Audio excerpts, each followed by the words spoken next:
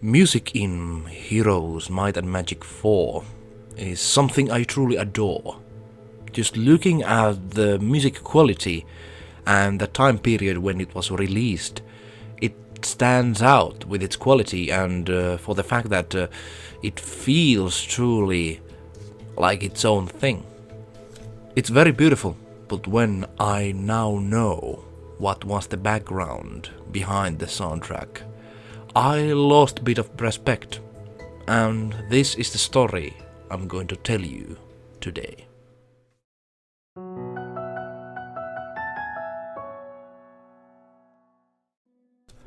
My name is eluukkanen.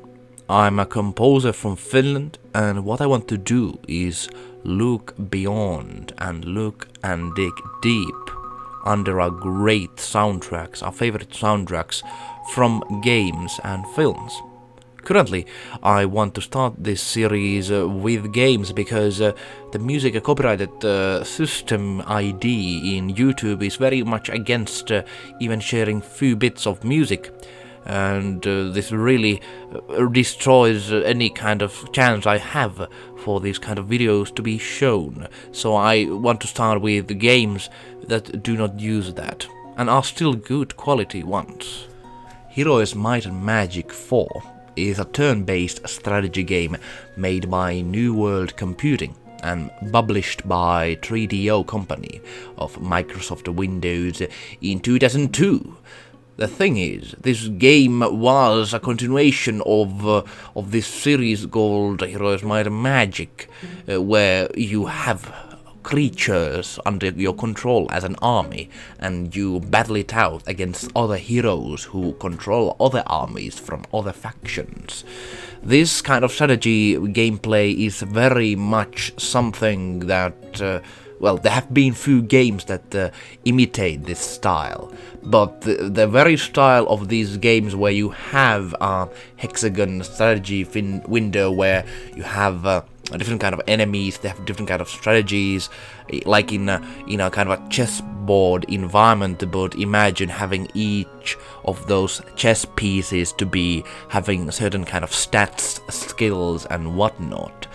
So the very known one from Heroes Might and Magic series is Heroes Might and Magic 3, which is still even today very much talked about game. It's very fun game style. Personally, I got the Heroes Might and Magic 4 as a first game for the series, and after that I tried other ones. It was my first Heroes experience, so I might be biased to Heroes Might and Magic 4 in gameplay sense, because I've seen that people who have played the series before do not perhaps find it that good game, because it changed the whole formula so much, having 3D being kind of like this 3D aspect of the world. Perhaps the gameplay was changed, there were less creatures all around and so forth. But I still find the game very enjoyable, even today. The music is also something I truly adore for the fact that it is very detailed towards melodies, towards making, let's say, if you have a grassland theme, when you go in the world in like forests and places like that, it starts to sound very Irish, Celtic, very quickly. Very different from other fantasy titles you have perhaps got used to, where all the music is very orchestral and of course choir everywhere and very generic sounding. Of course I have nothing against orchestra in terms of music, but if everyone does it, it starts to become stale, especially if everybody does it in a similar style, what I think in many fantasy games they do. Heroes Might and Magic is different.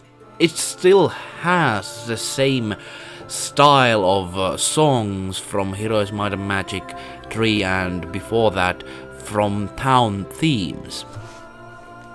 Overworld themes really stand out to me because they have Celtic instruments. They have this like woman voice singing in a certain way. They have orchestral instruments, of course, sometimes in there, but mainly it tries to keep a focus on this kind of folk-ish Celtic style that brings the listener to this fantasy world that they are in, and very much because of this stands out.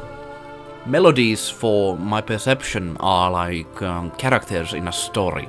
They have to be something that you can relate to, perhaps, or perhaps they have to be just distinct. And that is what I see in Heroes Might and Magic soundtrack for the 4th entry. It's very powerful with the melodies, especially if you listen to the sailing theme. It takes very fresh approach when it comes to music, just for having a melody that is very recognizable. The feel and the melodies are connected, just like a story and the characters are very much in line what is presented. When I wanted to know about more of this soundtrack and its composer, I dig deep. I found out that there were 2 very important composing figures, Paul Romero and Rob King. They were composing for the series before Heroes Might and Magic 4, and it can be seen. However, the creation history for the game is not a happy story. The company that was responsible for the game, the New World Computing, was going to bankrupt at the time, meaning that the resources, the manpower, the time to develop the game, they were really scarce. And I think they knew this while they were developing, because if you watch the beginning cutscene, all things come to an end. This very much paints a picture where the team were already knowing that, okay, this was their last chance of actually delivering a hero's experience, and they tried their best. Unfortunately, it did not save the New World Computing and its publisher 3DO, which was in big trouble. And that is why Heroes Might and Magic now is sold to Ubisoft, and generally people think that Heroes Might and Magic series is kind of dead, and it's lackluster, let me tell you that. This can be seen in the music as well. I think they had not that much time to develop the whole soundtrack, because when you look at it, you might recognize some melodies from the soundtrack. Let me play you tunes from very different games right now, and let me know, is there some differences or similarities between Heroes Might and Magic 4 soundtrack?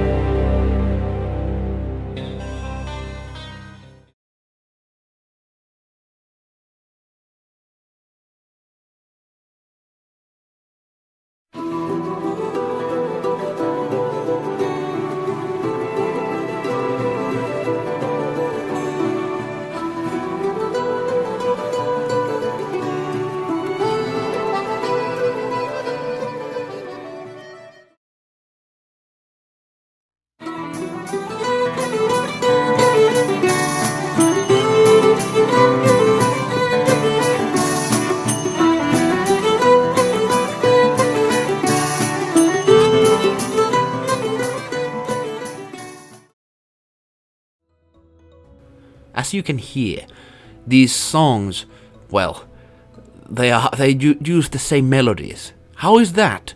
They use the same instruments? What is this? Someone might think, hold on, they have different composers in these other games where they use the same instruments and the same melody patterns. How is this possible?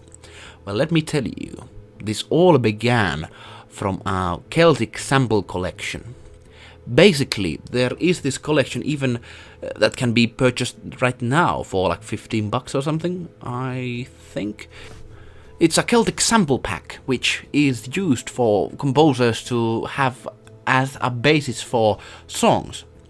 Let me explain it like this. If you know Unity Asset Store, basically a game store where you can purchase assets and use for Unity games if you pay a certain fee, well, it's very similar to Sample Collection for musicians and composers. Composers can, perhaps use time to actually compose a song, but they could also have a sample and use it as a basis for the whole song.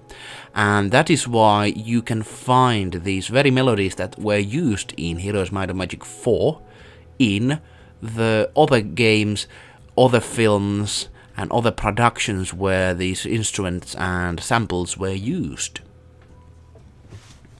Like Unity Asset Store, you can purchase that asset which is sold and then perhaps alter it later on and then actually create a unique original song from it. And I think with these other titles they did it, but for Heroes Might and Magic 4, the sample songs, as you can hear, are very similar to the ones that were used in the final game.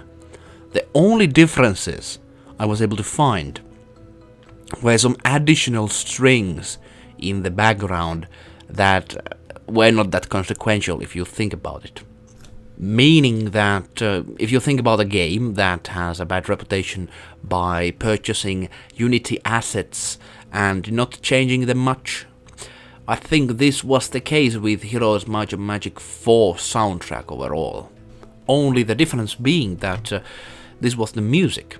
The songs were already somewhere else, and for some reason Paul Romero and Rob King took the sample collection and just added the songs from the samples directly, not much changing them in the process.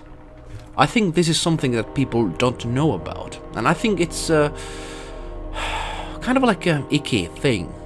If you think about it, people see your name as the composer of the game, and they think that all the songs that are in the game are made by you. When you have a sample so close to the ones you use as the songs in the soundtrack, it just makes you seem like you didn't actually do much work for the songs. And that was really a shock for me, because I was a huge fan of the soundtrack overall, and I still am. The problem I have that is the fact that even if the town themes are original ones, and it seems they have used a lot of talent, as previously in the soundtracks they have used the singers and so what in the town themes, the overworld themes are very copy and paste ones.